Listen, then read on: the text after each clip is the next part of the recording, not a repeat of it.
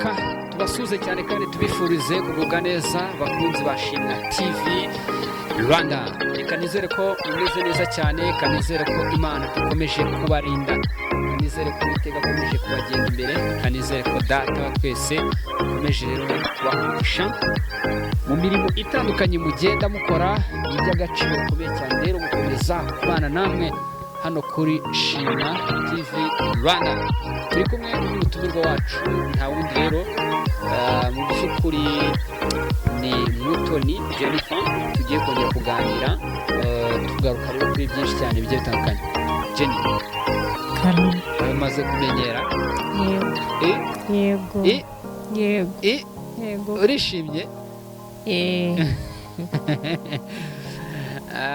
Ati rero ndishimye cyane, namaze kumenyera guhangana n'iri jisho rya kamera. Abantu bishimiye ibiganiro twagiranye, batanze feedback nziza. Umeze neza? Ariko meze neza, nta kibazo. Banza usuhuza abantu. Mwiriwe. Ati rero mwiriwe.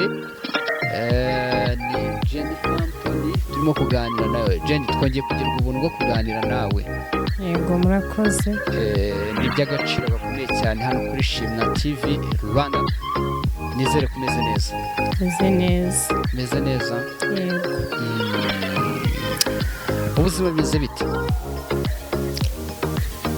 Ubuzima ni ibisanzwe. Yego. Ni ibintu bisanzwe. Yego. Ati rero ubuzima ni ibisanzwe.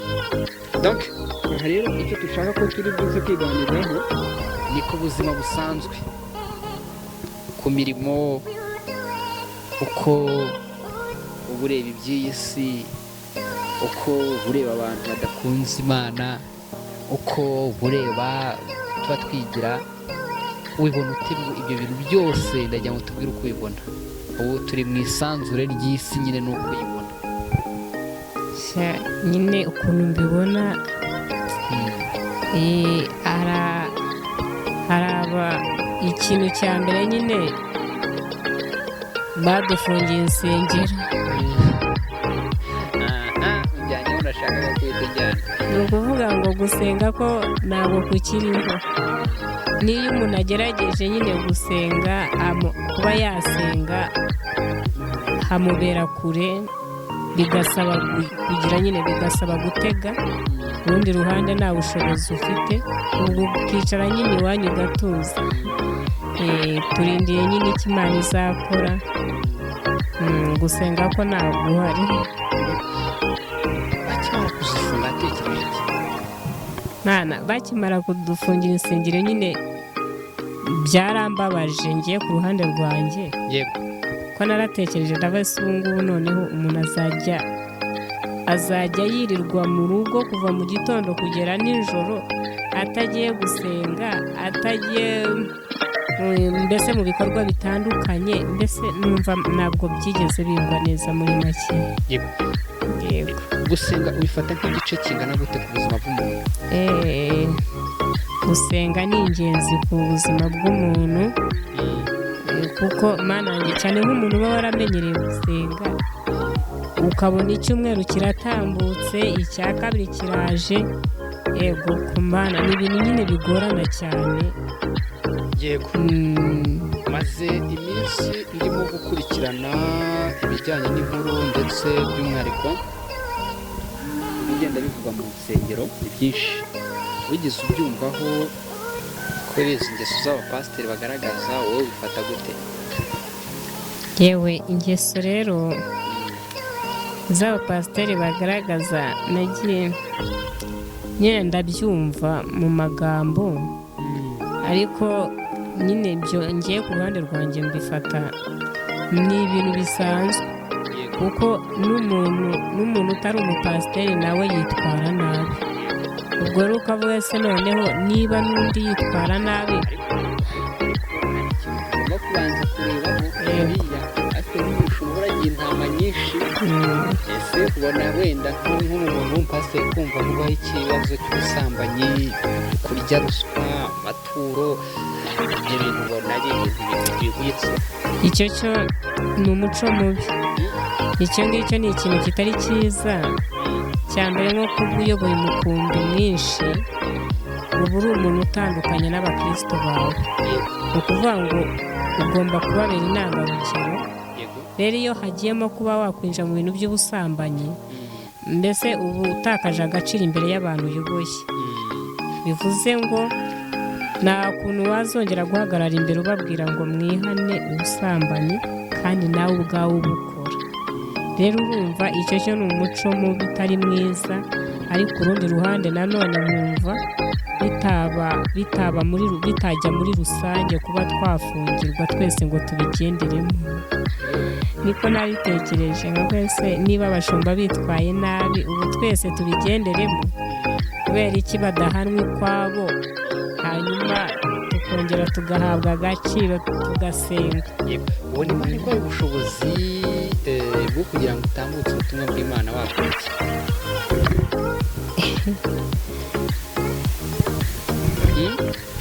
kugira ngo nambutse ubutumwa bw'Imana rero ikintu nakora, urabona ntose ubu nabutambukiriza hehe? nyine navuze ngo wenda uyu munsi Imana iguha ubwo bushobozi, akubwira ati umuntu bita Jennifer ntitaye uko uyibona wumva ko nta kintu ushoboye, mu by'ukuri uhaye ubushobozi bwo kuyobora umukumbi nk'uko yavuze, wabayobora gute? ubona nyine iri igiki watandukanyirizaho n'abo bapasiteri bakora ingeso nk'izo ngizo? Mana rero ukuntu nabayobora, Mana nasenga Imana ikampereza imbaraga, kansiga n'amavuta, kuko buri muntu hari amavuta aba afite atandukanye. nuba y'umushumba ahagararamo uyu munsi, njyewe ndi umukristo ntabwo ariyo nahagararamo. rero burya Imana niyo ihereza umuntu ubwenge bwo kuyobora. rero nasaba Imana ikampereza ubwenge bwo kuba nayobora abantu, iramutse ingiriye icyo cyizere.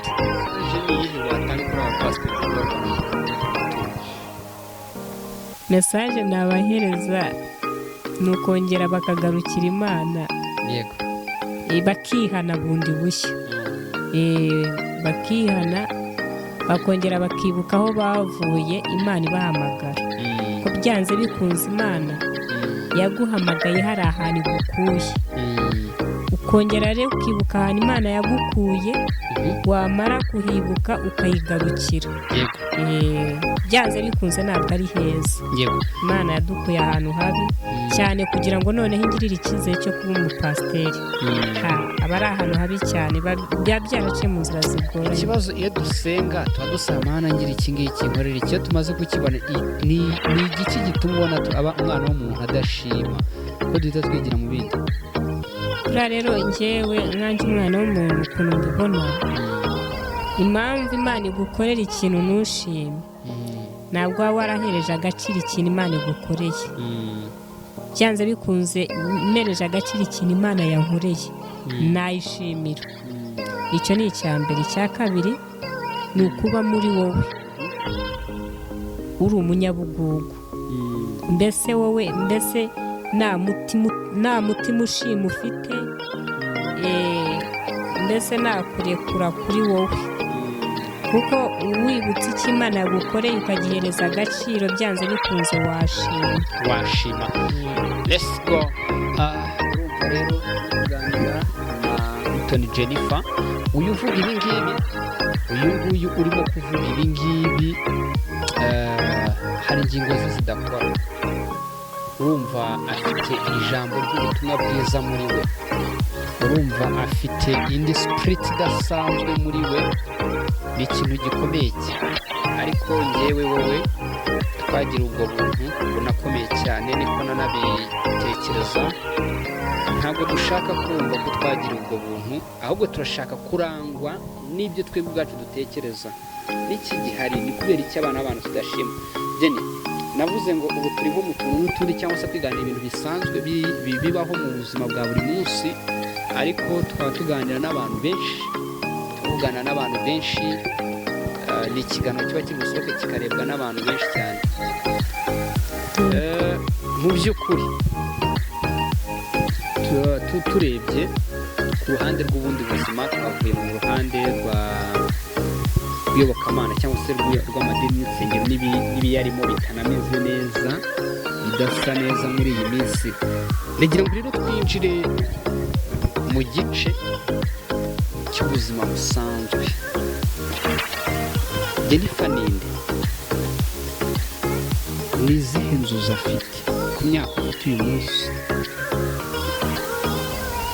Urinde ufite izihe nzozi? inzozi mfite muri njyewe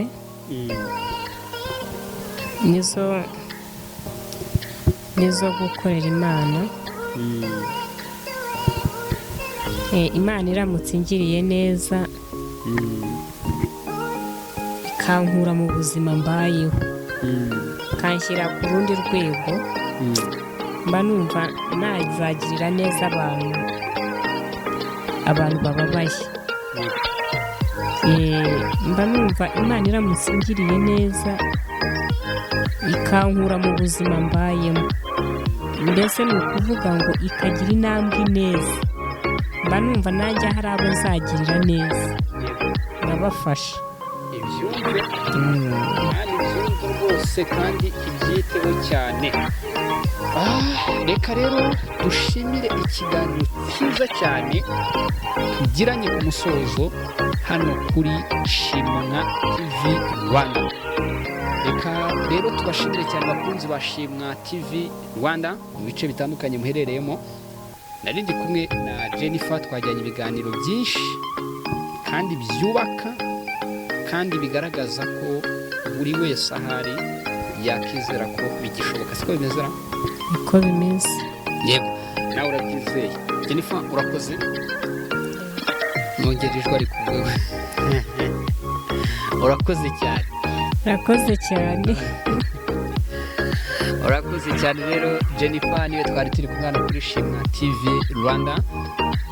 Kuri kamera nari kumwe na Patrick mwenye kituziteura. Sawa, ciao ciao, hasta la vista.